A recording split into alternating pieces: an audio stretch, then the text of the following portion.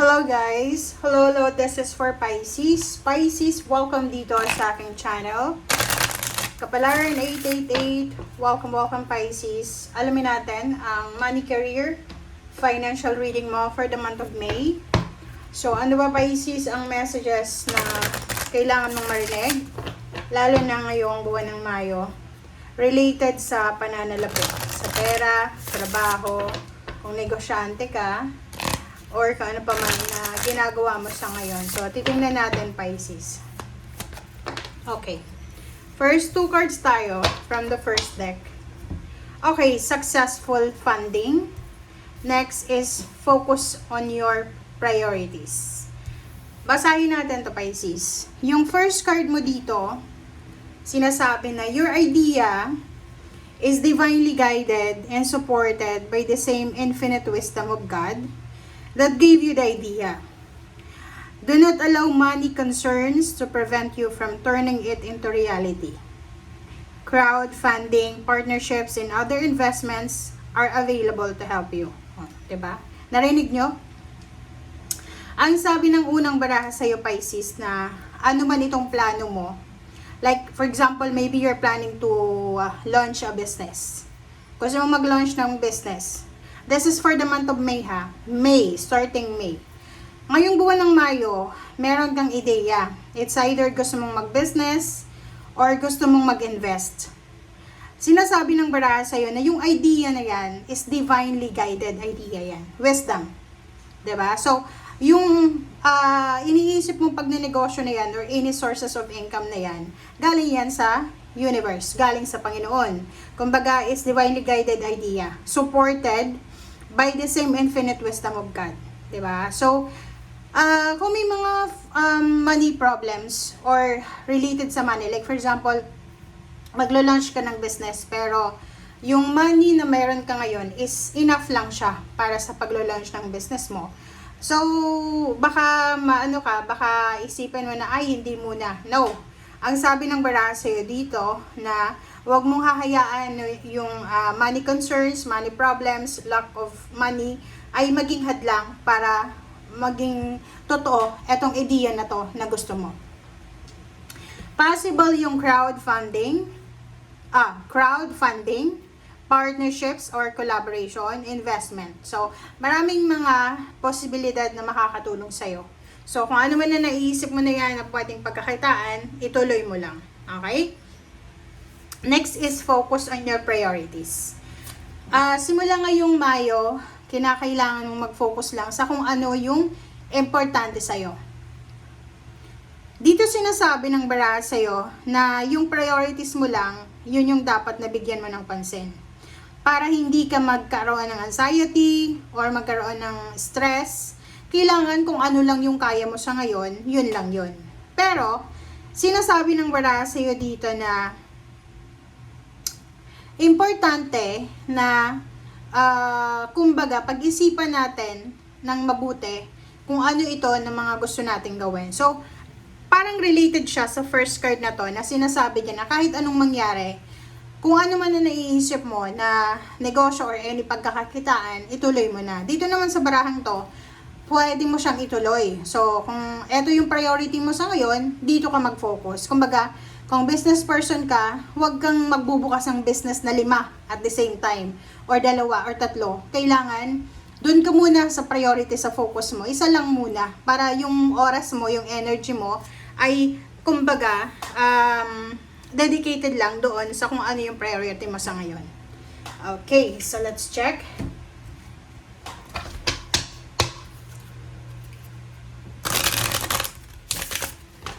Alright, Pisces, money, career, financial reading.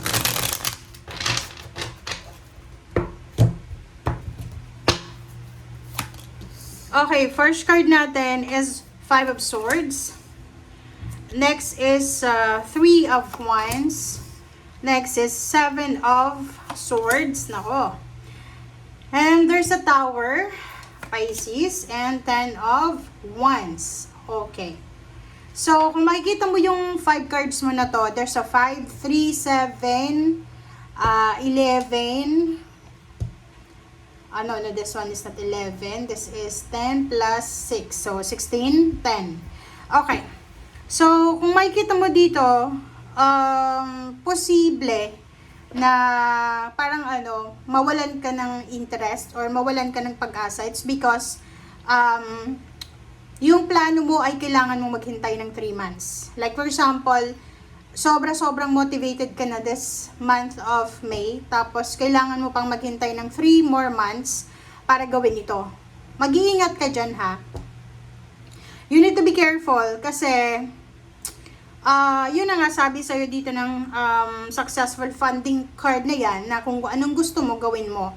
Kasi dito sa barahang ito, meron ditong isang tao, or marami sila siguro, na gusto nilang hadlangan yung mga plano mo. Like, parang, eto siya, nasa 7 of Swords, is either, ang taong yan is Air Signs, Gemini, Libra, Aquarius, Fire Sign, Leo, Aries, Sagittarius, or kung sino man yan na zodiac sign na yan na parang, gusto niyang i-manipulate yung plano mo.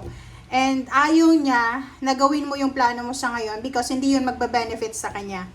So, yung 7 of Swords na to, medyo tuso yung taong yan. Nanakawin niya yung ideas mo or kumbaga sisirain niya yung diskarte mo. So, mag-iingat ka kasi posibleng dahil sa taong yan, possible na masira yung plano mo sa buhay. Okay?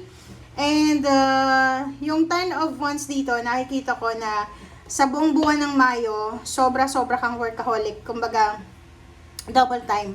Kailangan mo sigurong mag-double time kasi pwedeng nagbakasyon ka for the whole month of April or may mga kailangan kang tapusin. Trabaho man, negosyo yan or kung ano pa man yan. Okay? So, let's check. Let's clarify, guys.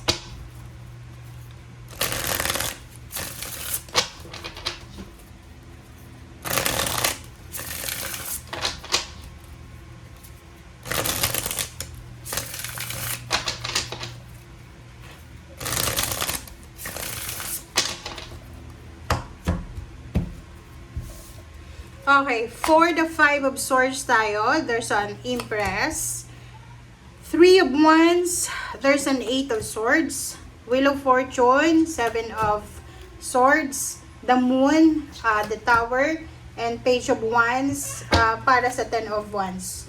Okay, so kung makikita mo dito, yung 5 of Swords, clarify ng the Empress. So, sinasabi ng bara sa'yo na huwag kang panghinaan ng loob. Okay? Yun na nga.